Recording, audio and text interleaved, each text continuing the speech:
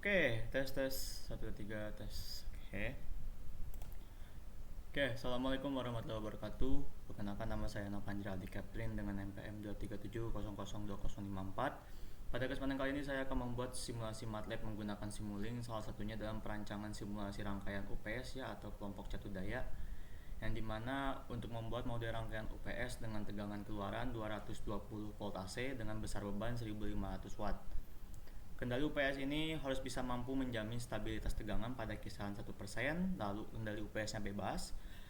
Lalu ada keterangan semakin kecil THD maka arus dan tegangan yang dihasilkannya juga nilai tugas semakin baik. Jadi secara nggak langsung kita harus membagi caranya untuk menyesuaikan si nilai kecil THD-nya. Dan untuk regulasi tegangannya itu dibuat kurang dari 2%. Kayak seperti itu. Jadi secara gambarnya output nanti dari kegiatan ini atau tugas ini tuh nanti kita harus bisa menyesuaikan si THD-nya dan juga dari si frekuensi dalam batu dayanya gitu. Catu dayanya itu harus bisa mengeluarkan 220 volt AC.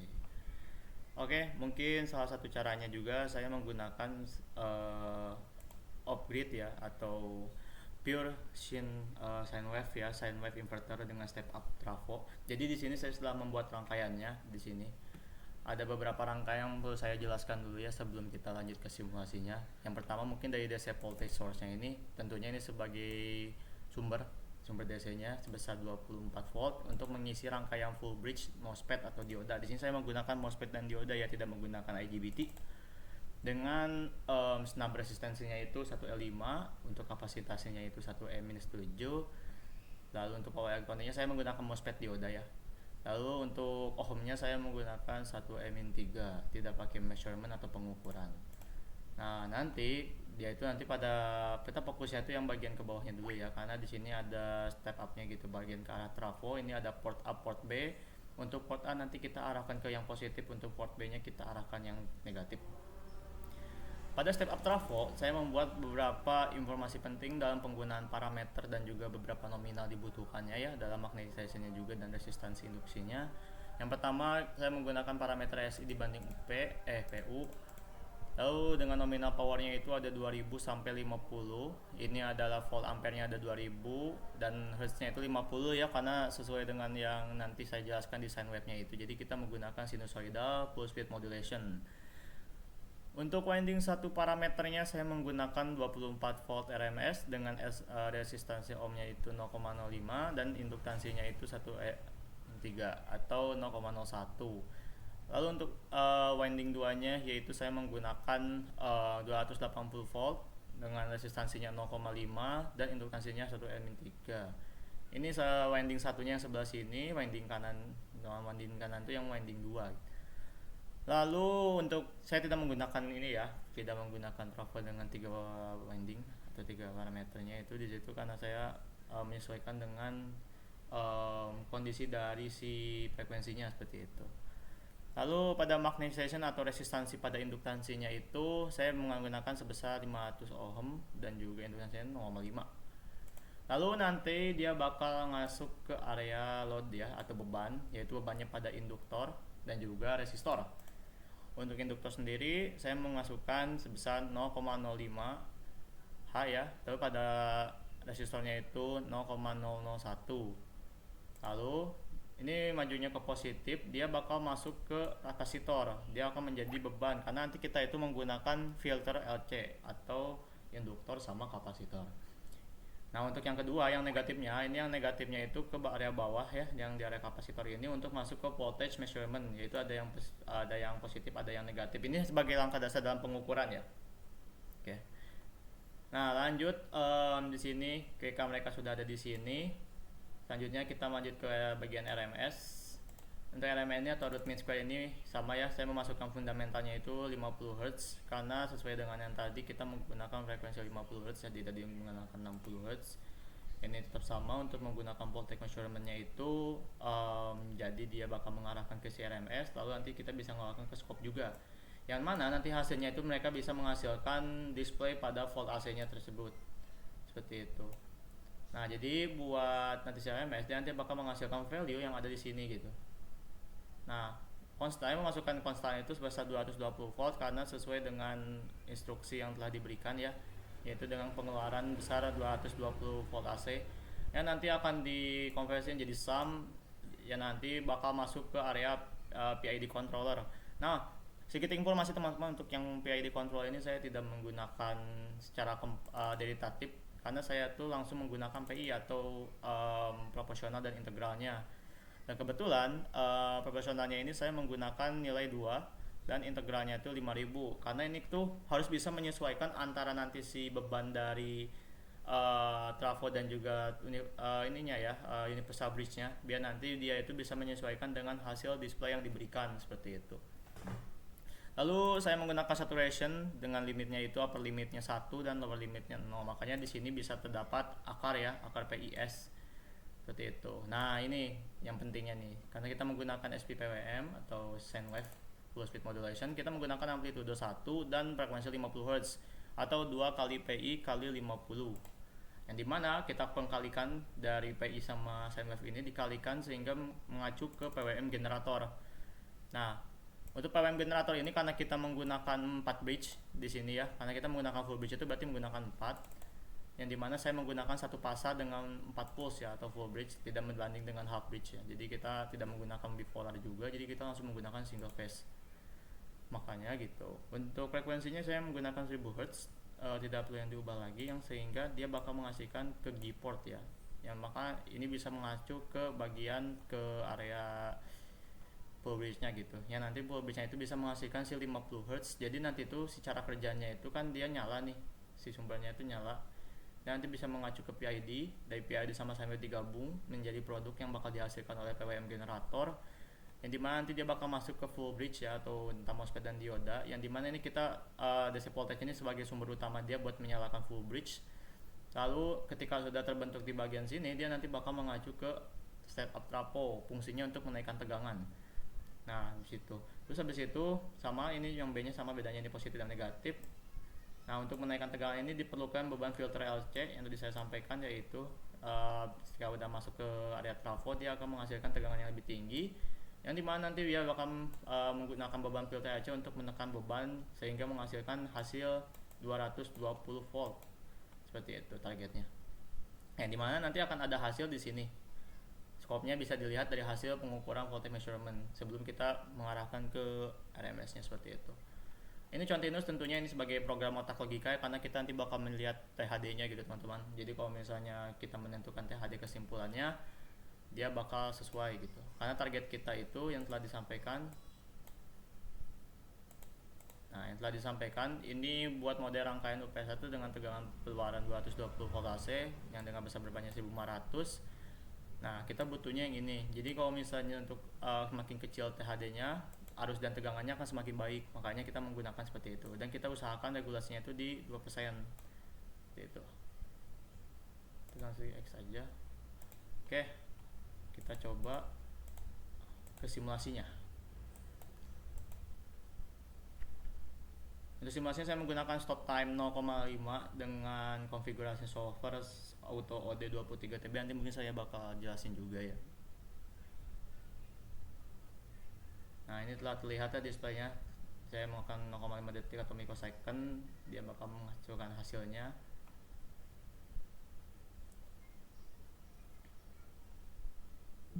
Nah, teman-teman telah dilihat hasilnya sudah seperti ini. Kenapa bisa 218 tidak mencapai 220? Ini tuh karena baik lagi ke tegangan bebannya ya dari filter LC-nya. Karena kalau misalnya filter LC-nya itu bisa dapat kita sempurnakan dari filternya, ataupun kita bisa melakukan step up dari trafonya, bisa dari primernya maupun sekundernya seperti itu. Mungkin karena saya lebih ingin menyesuaikan hampir mendekati, jadi saya tidak keberatan untuk berada di 218,2 walaupun ini hampir mendekati dengan 220, yang dimana ketika sudah mendapatkan hasilnya ini displaynya kita sudah sesuai dengan pengeluaran 218 sampai mendekati 220. Kita coba buka scope-nya. Di sini saya sengaja menggunakan log inspector soalnya saya menggunakan THD nanti ya buat mengetahui si THD-nya. Nah, bisa dilihat ya teman-teman, saya bakal sedikit zoom out. Ini agak sedikit hati-hati ya. Nah, bisa dilihat ya teman-teman bahwasannya si tegangannya itu bersifat sinusoidal, yang dimana yaitu kadang dari awal dia mulai melaksanakan simulasi dia akan mengalami peningkatan sebesar 500 ya. Dari 500 yang diawali dengan di minus 500 dia ke 500, habis itu dia hampir mulai stabil. Kadang dia itu kadang nggak stabil, jadi dia itu stabilnya itu di area 0,15 hampir ke, berarti kalau di sini tuh 0,16 seperti itu. Jadi secara analisa saya ini saat dimulainya simulasi terdapat beban yang disesuaikan ya. Jadinya nanti ketika sudah mencapai detik tersebut, si bebannya itu dapat disesuaikan sehingga menyesuaikan format sinusoidal yang lain seperti itu. Makanya dari sini ke sini, nah ini bisa saya ini enggak ya? Saya pengen coba digaris sebenarnya. Nah, kalau misalnya tariknya di sini bisa nggak ya?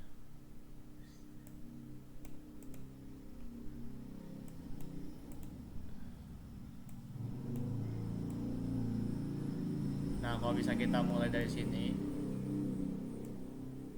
sampai sini karena udah mulai stabil tuh di sekitaran sini.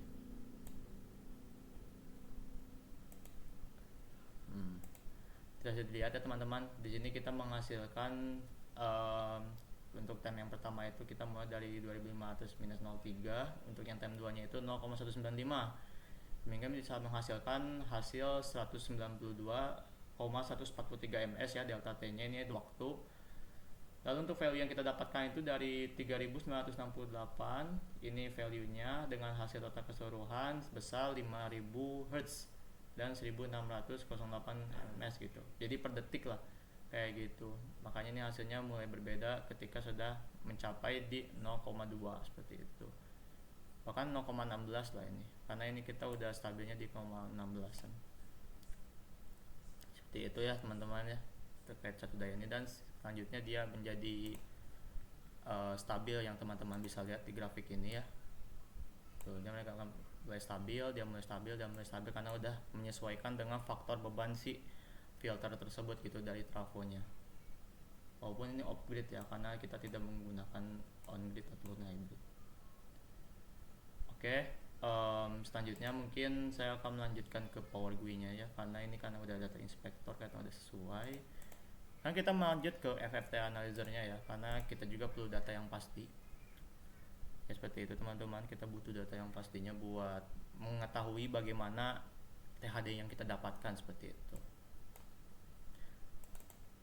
Nah, ini kita udah dapat ya sinyalnya yang telah diambil. Kita mengambil UPS PID karena kendali si kendali si PID itu kita kendali si THD nya itu kita menggunakan PID gitu, tapi dengan PI bukan PID, jadi PI kontrolnya.